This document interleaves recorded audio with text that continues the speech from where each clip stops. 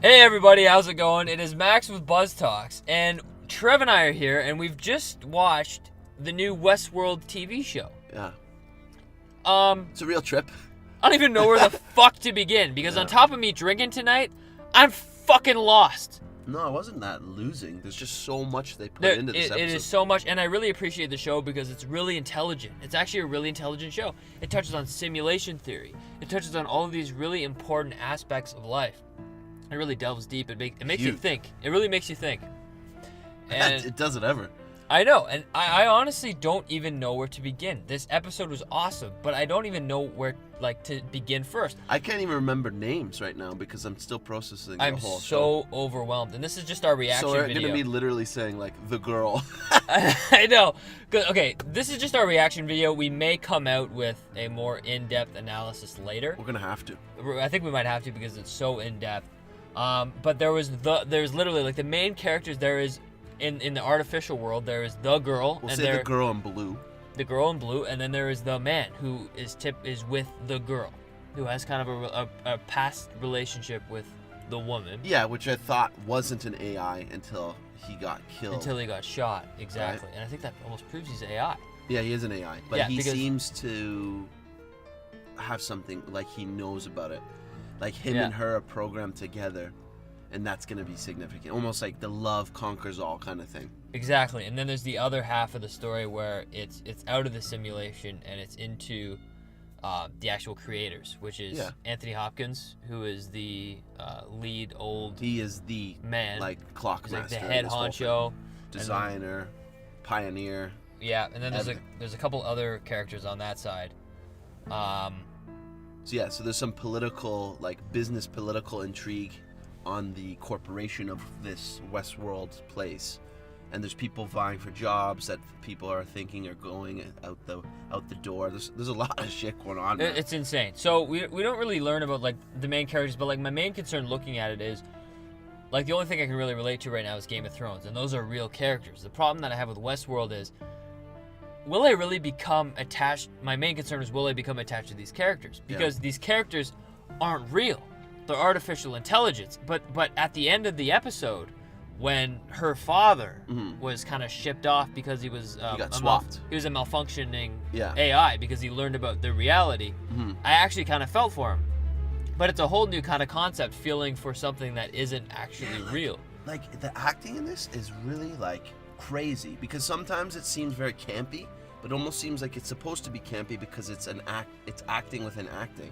And then like his conversation, the father of the girl in blue, he has this conversation with Anthony Hopkins where you realize he's a glitch and he goes like Ultron for a second.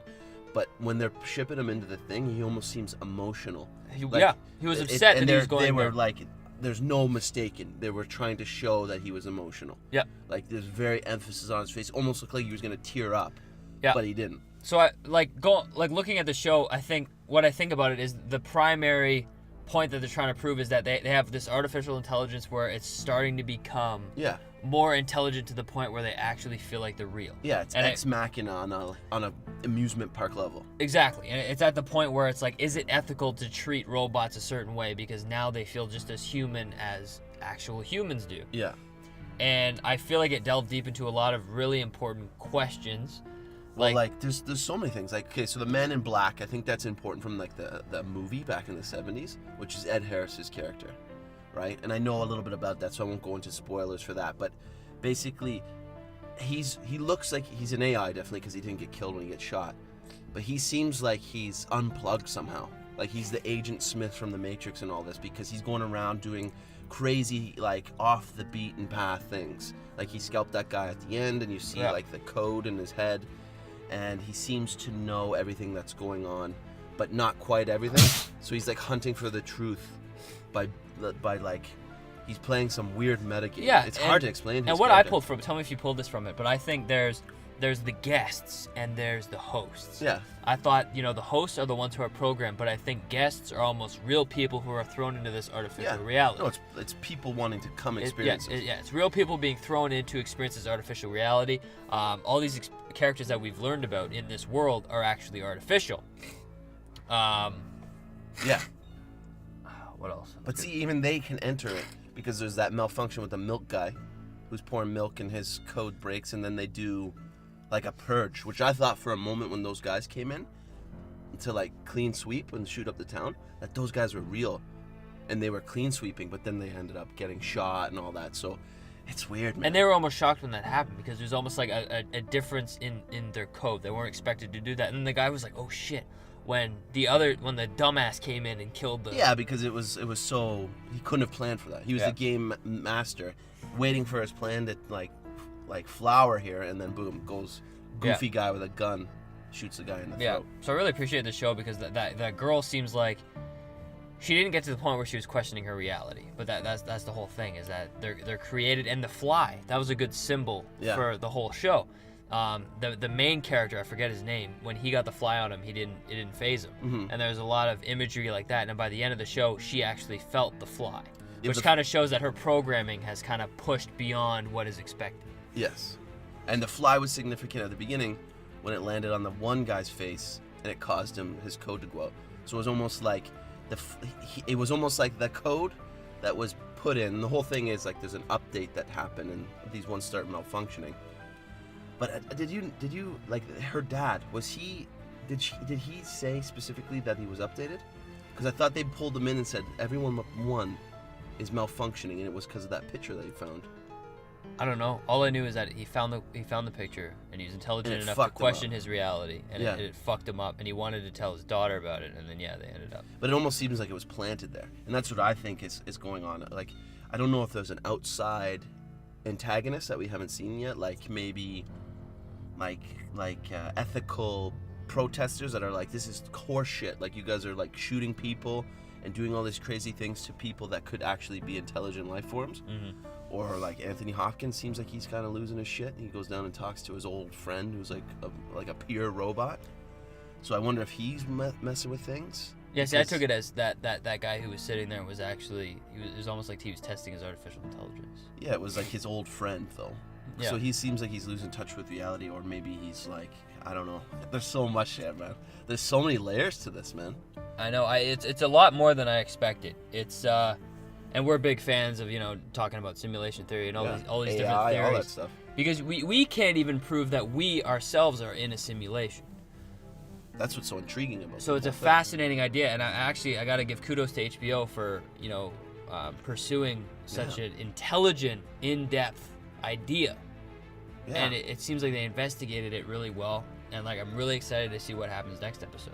They're really thick on it, because it's like The Matrix was like the reverse of this. The Matrix was, let's talk a little bit about simulation theory, and then like just paint over a crazy action kung fu movie, where this is like super intelligent on the front end, and then there's HBO classic sex, drugs, and rock and roll on the other end. Yeah. So it's very, very well done.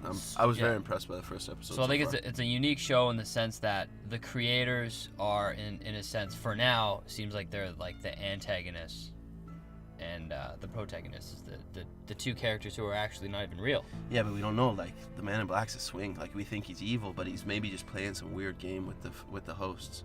Yeah. Like, he seems like he's trying to break the game or figure something out or break himself out of this simulation. Yeah, so it makes you think, like, there's so many layers. Like, what the hell is their motive? Why are they running this like, kind of an amusement park of simulation? Mm-hmm. What is their motive? What are they trying to achieve? So the book was written by Michael Crichton, who did a lot of things that you would know, but mainly Jurassic Park. So I feel like this was like the reason Jurassic Park exists, almost, in a sense. Like, it's almost like the same thing. Like, all the attractions at the amusement park start going bad, right? Yeah. There's a lot of stuff. Well, it just makes you think. Like, so hard there to is even literally grasp it. there are so many directions this show would go, and I'm actually really impressed. It really reminded me initially of like the Hunger Games, obviously, because you have the arena, you have people in the arena. You even have the guy from the Hunger Games there. Yeah, and that helps, and it really threw me off guard, because I thought initially it was a simulation, but it is a simulation, mm-hmm. but it's actually a physical simulation. Yeah, and it's not an artificial simulation. And it seems like it's like the coldness of the capital people are almost like the coldness of the corporation people. Like, everyone's kind of like robotic, and like that's a weird contrast. Like, the people that are real in this are very unhuman. They're like like he's analyzing the girl's like motions and like just trying to make that better.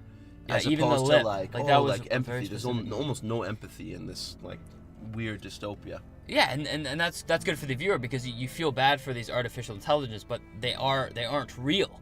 So it's really an ethical question of, do you treat these people with the respect that they deserve as a human, or do you treat them as, you know, a robot? And I think that's what the show's going to be about. It's going to be about this woman and possibly that her boyfriend or whoever the fuck his name was, kind of discovering their artificialness and kind of pursuing, you know, equality. Yeah, I don't know. But yeah, the show blew my mind. I need to sit back and watch it again. We both need to watch it again and kind of, you know, because there's a lot of symbolism in this too. Like the guy pouring the milk. I want to kind of figure out what that means because there was something significant about pouring milk on people. Yeah. I don't know what that was. Well, they're born from milk. You see them being like 3D printed in this like milky solution. So it's like maybe this weird like, I don't know. It has something to do with that, definitely. And the fly kind of represented a higher being of artificial intelligence. And it's just, the show blows my mind because there's literally so many directions they could go.